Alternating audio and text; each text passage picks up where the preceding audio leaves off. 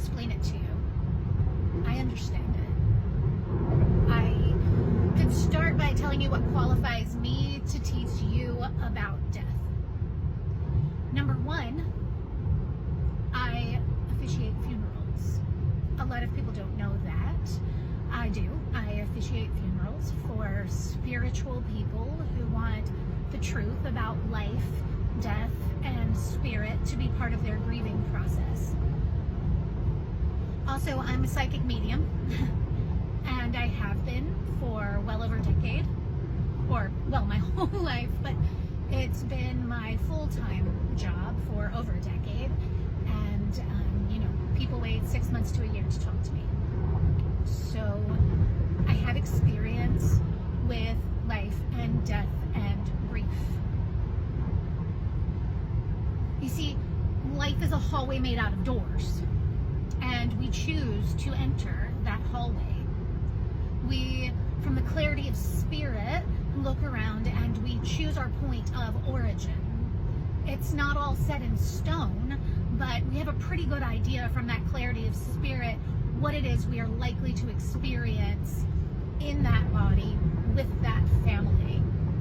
And we come, we watch that body grow. We have a good idea of what its challenges will be, whether it is depression or cancer, suicidal ideation. These things develop often in the womb as part of how the brain is developing. So we have a pretty good idea what we're signing up for, and we choose to come or not, and that is why there's so many miscarriages. People say, I don't want that.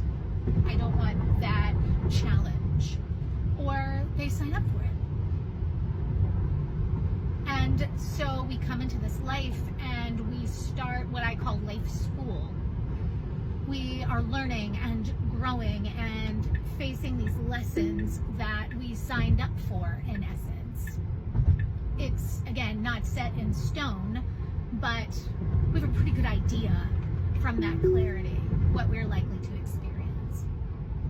The whole time that we're walking down this hallway of doors, we are walking past exits, and they have all kinds of names.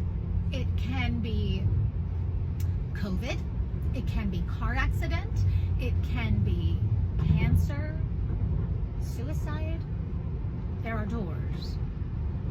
We walk past them, and eventually one day we choose a door.